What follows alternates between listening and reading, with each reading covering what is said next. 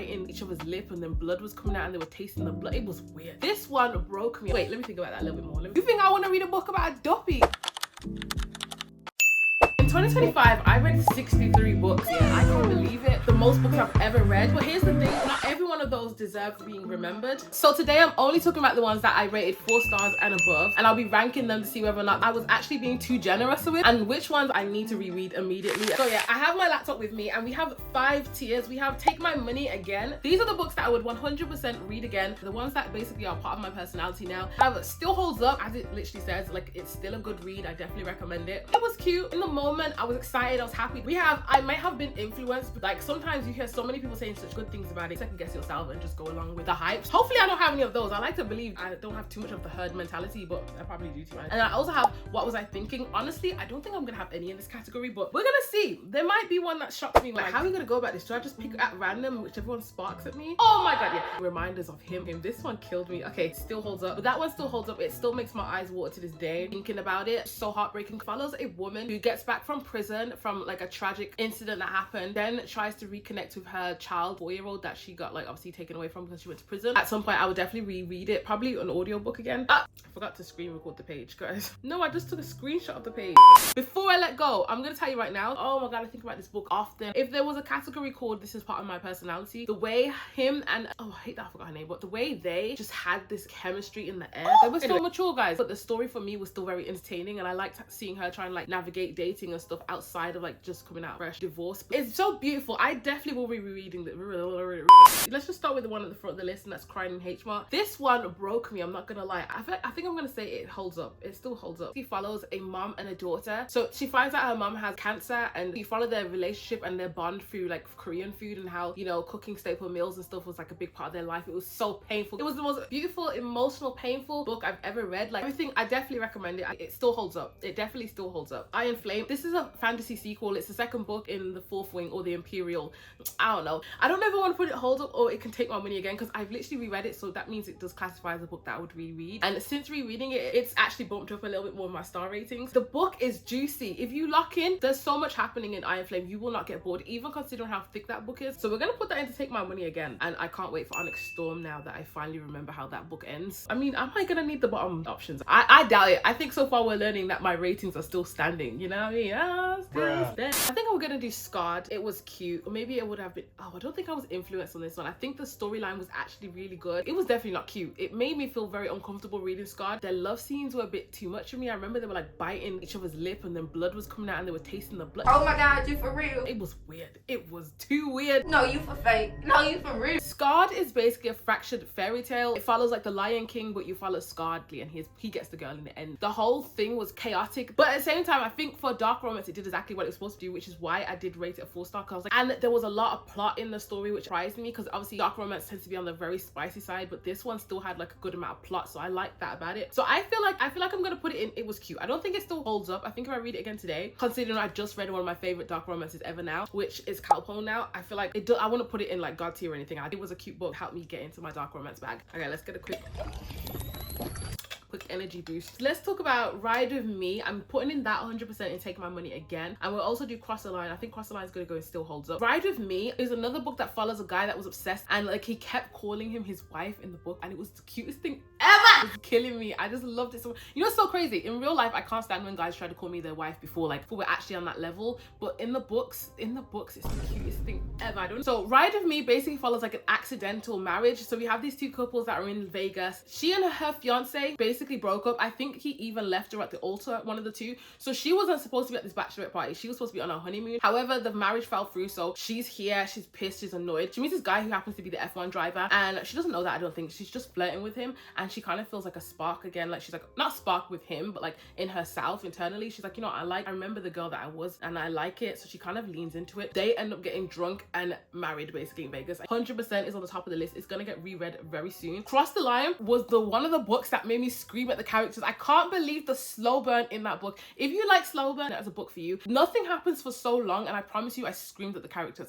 because all it was is like they were just like this. That's the whole book. The whole book is looking and soft grazes, and you're just like just lips him already. You Daddy, chill. What I like is because they've known each other for so long, you don't have to worry about it feeling insta lovey, because obviously they've had like a relationship for the longest from they were youths. She's always had a thing for him. Oh my god, it's so good. I'm actually gonna have to reread this one again. I might have to say Take My Money Again for that one. Yeah, I'm moving that one up. That's a Take My Money Again. Now I'm remembering the storyline of it. Oh my gosh, I'm forgetting the best part of the story. His brother's best friend, basically. He's basically trying to stay away from her because, you know, brother's best friend, but they have a thing for each other. He's Indian. I think he's Indian and she's mixed race, so it's just like you just get that diverseness. I love it. I love it so bad. That book follows a girl who works in PR. She's basically having a hard time getting a new job. He works in F1 and his brand basically is kind of ruined, so he needs PR help and he decides to hire her. I think we should go with Agatha. I decided to group some books together. That's the only way I could actually make this 25 books. I'm not including A Frost and Starlight because that one was like under 3 stars, but I'm gonna put this in Still Holds Up. I don't think it's Take My Money Again because I don't think I'm gonna reread it. There's so many Sarah J books to get through that I don't think I'm ever gonna have time to reread Agatha. Truthfully, the basic Agatha is like a Beauty and the Beast retelling. It has like fays, fairies, all of that stuff in there. She basically kills one and gets taken to the Fey world, and then you follow her through all of that. Book 1 was a good introduction. Book 2 was amazing. Everybody says that. Like, there's a plot twist in that book. Aga War 8 as well. I actually enjoyed the politics and the war part of that book, surprisingly. And Nesta's books was amazing as well. However, I did think it was really choppy, the way they kept bouncing between scenes, but I guess there was a lot happening in that. So I'm gonna put it in Still Holds Up. I don't know if I'll ever listen to it again, because I did actually listen to these books because, girl, those books are thick. Oh, I'm gonna do one that feels a bit controversial to me now. A Funny Story by Emily Henry. Okay, that was cute because I don't think about this book ever. Somehow I managed to rate this book 5 stars, and I got the same feelings I got from this book as I did from Happy Place. And it was one of those ones where it's like, I liked it, I felt happy, I felt giddy, but then at the end of it I was just like, okay. So Funny Story follows 2 people that kind of find themselves in a very unexpected situation. She has a fiance and he basically leaves her for his like childhood best friend. You know, he'd been claiming that we're best friends, nothing's gonna happen. And his childhood best friend also leaves her boyfriend because they're both in a relationship. Ends up with Miles and what's her name again? Daphne or something. I don't know what her name is. Moving with each other. She's got nowhere to go. And then them two kind of end up forming a connection. It's very cute. It was a good book. I love the storylines. I always love Emily Henry's storylines, and I'm always excited in the moment, but then later on I'm just like really bored at the very end. I don't know what it is. I never remember how them books end. So that's why I'm gonna say it was cute. I think it was a cute book. Let's do Good Spirits. I might have been influenced. I think there was so much hype around this book, and it's so hard to find a Christmas book that you actually enjoy, that this one got rated highly. Because at the time I was reading a couple Christmas books and they weren't banging, so I think this one, mixed with the influence of everybody saying how much they loved it, may have clouded my judgment. The more I think about it, the more I realize that book was not very Christmassy. I think I liked how the paranormalness entwined in the book. It might have been influenced, definitely. Okay, I don't know where that just left off, but I just got like a storage message pop up on my phone. I just moved Powerless, Reckless and Powerful all into Take My Money Again. This is part of my god tier, basically part of my personality as well. I love these books. I've reread the books. Like, I just love books with men that are obsessed with the woman. Like, it don't have to be too scary. I love when it's like they're obsessed with them, but they don't want to say it and they don't want to admit it, but it's like it's ruining them. I just eat it up, and that's exactly what Powerless is. Like, he's so obsessed with, and so is she as well, but you know, she's stubborn. They're both stubborn. Oh, it's so beautiful. I love it. After that, let's go to Layla. Oh my god, Layla. Oh, I don't know if I should say it holds up or if I should put it on like Take My Money Again. I'm gonna say holds up. You know the problem with this book? It has some paranormal, not paranormal, is it paranormal? There's a woman that's literally possessed, and I was so shocked at the way the story turned. I was also shocked that I was even interested in a book that had anything to do with duppies. Are you crazy? You think I want to read a book about a duppy? I believe in duppies. I'm not trying to read no books to call them into my, I don't even want to go into too much because I'm scaring myself already. I believe in that stuff, so I don't like to read books about that, but somehow this book ate, and I don't know if I rated it 5 stars, but I definitely think it should be. I don't know if I'll ever reread it again because it was so weird. I remember side-eyeing the characters so much in this book because I was thinking, no way my G is acting that way towards, I won't go into detail because I want to ruin the storyline, but that one was so good. So yeah, definitely still holds up. I'm realizing I read a ton of romances in here. Let's do some of Taylor Jenkins Reid. So Harry Soka's Back. I don't know if I want to say it was cute or whether it still holds up. Okay, honestly, the storyline itself, it was okay. Oh, that's still so wrong to say it was just okay. Who do I think I am? Hey, the thing with Taylor Jenkins Reid is she makes a character feel so legit. I promise you, anytime you read her book, you will Google to see if the character's real. Even if you know her characters are not real, you will still Google just to double check or just to see like who was it probably like based on. Harry Soka's Back, I liked it. It was interesting, but I had it on audiobook and I don't think I would have got through it if it wasn't on an audiobook. Daisy Jones in a 6. I'm gonna put that in Still Holds Up. That storyline was so good. Honestly, that book was about to be a 5 star. The only reason why it got 4.5 is because the way it ended was just disgraceful. The characters' stories are so interesting. The whole idea of like a band that back in the, is it the 90s? Were they 90s or 80s? I think they were the 80s. I don't know. Dealing with the addiction, dealing with just like band life, being a female in that stage. Just, oh, so many things was happening in that book, and it was so well written, considered written in a way like you were reading an interview. It was amazing. I definitely would reread that book again. Maybe I should say Take My Money again. Oh, I don't know. Okay, I feel like it feels wrong to put that in this aisle. Okay, no, I'll put it Still Holds Up. Okay, I can't put it up there with the rest. Yeah, but Iron Flame's up there and I don't feel like, can I move things about now? I feel like I want to move Iron Flame to Still Holds Up because I don't think about it the way I think about it Before I Let Go and stuff. The mixtape, honestly, I don't know why the mixtape is in here. I don't think about this ever. I want to put it in What Was I Thinking, because I don't know how that book scored highly when I don't care for it, and I kind of feel like it annoyed me. I feel like the reason why it got a 4-star was because it's really entertaining. Oh, now I remember why it got me. The way it started threw me. I was clutching my heart and I read the first few chapters. I think it was the first chapter. So basically the mixtape follows Oliver Smith. He had a twin. They both were in the music industry. They were amazing. Everyone loved them. Unfortunately, he passed away and left, and it leaves Oliver now to have to carry their music career without him. He meets a single mom who's down on her luck. Follow him dealing with grief. You follow her going for her difficult situation. I think I'm gonna put it in. I might have been influenced. The girlie that was recommending this book at the time, she was hyping up Brittany Cherry, so I was just trusting whatever she said. And I feel like that's probably why I may have bumped it up in ratings. I do think I want to try another Brittany Cherry book because I did like the way she writ, but I just didn't like the story as much. Let's go for Kennedy Ryan Real. This one again, Take My Money Immediately. I love that book so much. I learn so much whenever Kennedy Ryan writes a book. I learned about lupus in that book. I learned about the Renaissance and like being a black artist at that point of, you know, life, not getting recognition. I learned about the work that goes behind like creating a movie like itself, funding, dealing with people that care more about making money off a movie than actually sharing an important message. Also just the love story around it. I can't wait for Score. Let me tell you that right now. I need Score immediately. That will definitely get put into Take My Money again, okay? Real follows a small actress who performs in Broadway. She gets spotted by a huge director, very famous director, and he decides he wants to cast her for the movie he's directing. Also is battling lupus, so you learn a lot about lupus and how that affects her life. It's just an amazing book all around. Okay, let's go for Reckless next.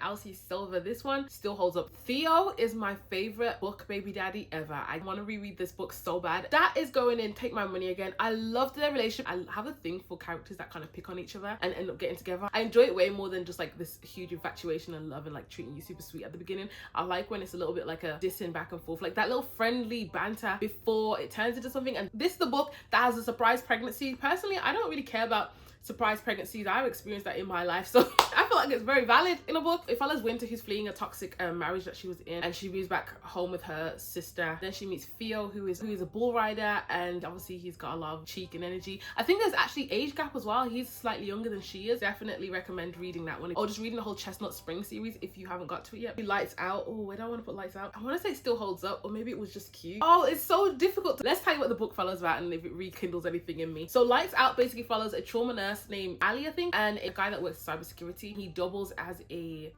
mass thirst trap people on like TikTok or something. She gets underneath his comments and she starts writing something explicit. He decides to stalk her and find her. And you follow basically a stalker relationship. Well, the worst part is he's a stalker, but he's golden retriever. Like, it doesn't make any sense. He's supposed to be this scary stalker that's, you know, breaking into her house, but at the same time he keeps thinking, maybe I shouldn't be breaking into her house. Maybe I'm actually a bit crazy for what I'm doing and she won't actually like this one. I love it. I'm not gonna lie, I didn't expect the story to turn the way it turned. So there's spice, there's plot, there's obviously the stalker dark romance element. I think it's a good gateway into dark romance if you're kind of scared of the category. So I'm gonna put it in Still Holds Up. Obviously, if dark romance is your taste, then I recommend it. Otherwise, yeah, steer clear. I don't think it's that bad though. You might not dislike it. So on the theme of dark romance, let's do Brutal Prince. I'm gonna put this in It Was Cute. It was cute. Even though it was amazing, it was cute. Like, Brutal Prince is like the highest level of toxicity I've ever seen. Like, what do you mean?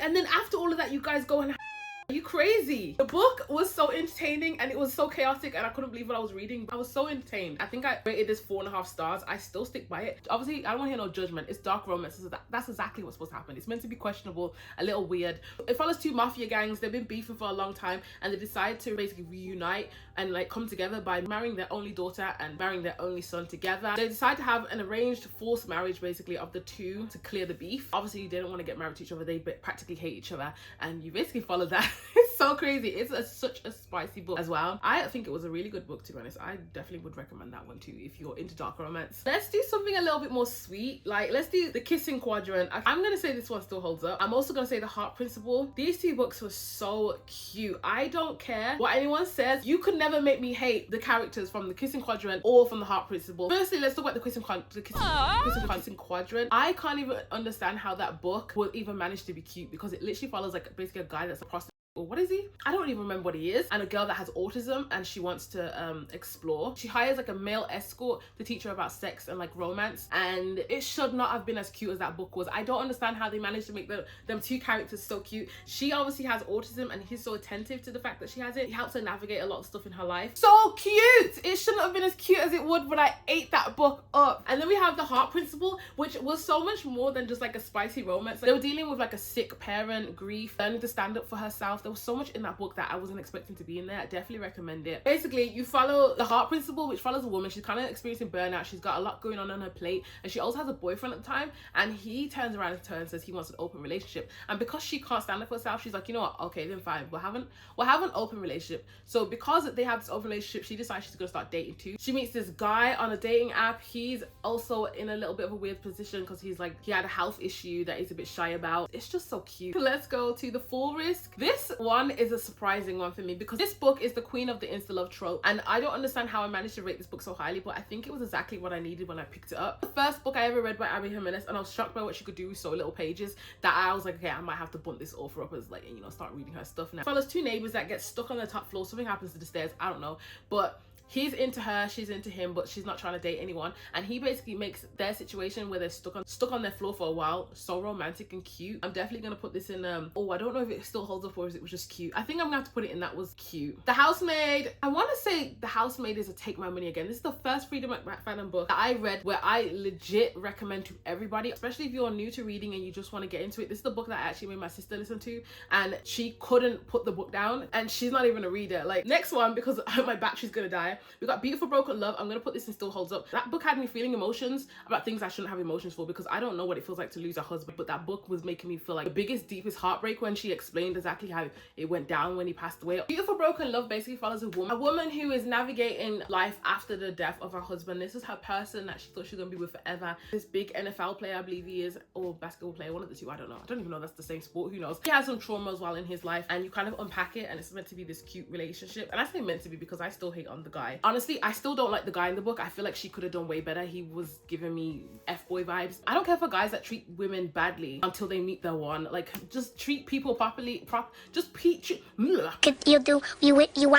people properly all around the clock. Like, I don't care. Like, you want to be like, you were a dickhead, but I've changed now because you are the right woman to. No, everybody deserves respect, whether or not you want to be them or not. So I wasn't feeling that. But I would say the storyline still holds up. I think Sharon Williams is an amazing writer. I can't wait to get into her fantasy. We also have Divine Rivals. Oh, I feel like I want to say that was cute, but I think I'm lying to myself because I remember reading that book and I couldn't believe how amazing it was. It follows these two work colleagues. They're basically journalists. They can't stand each other. They're competing for the same role at work. There's a war between two gods. She also has a brother who has decided he's gonna go enlist in the war. So she decides she's gonna send her brother letters basically saying how much she misses him and stuff like that. But the letters don't go to him. They actually end up going to her rival at work, and he basically ends up messaging her back, but he doesn't confess who he is. So they end up building this whole connection for each other over these magical typewriters, and they have no idea who each other is. Well, he does actually, and that's why the story's so baffling to me, but until I read it, which makes perfect sense, and I love it so much. It was one of the most shockingly beautiful love stories ever. So honestly, I'm gonna move this one into It Still Holds Up. I don't think it should be in it. It was cute. It was an amazing read. And then last but not least, we have Anxious People. Still Holds Up. I still often think about Frederick Backman, and I think about his writing and how much I want to be like lost in a story again the way I was with his. Like, they're being told in such a unique way for me anyway, because I read a lot of romance. So it feels very different to what I'm normally used to reading, and following parts of their life that's not always obvious, always following their romance, following like other aspects of their life, and how I like how it follows like one person, but then what they do actually affects the next person, and it's like, how the hell you don't even realize the impact you have on, you know what I'm saying? Like, I just like the unit.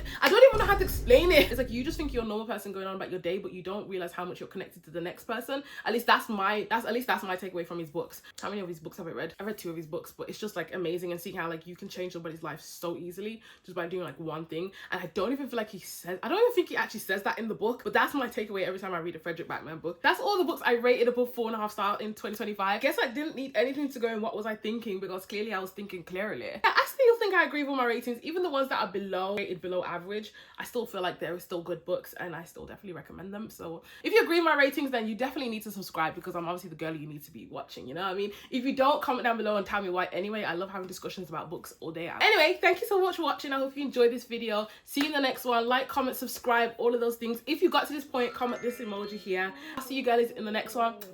Bye.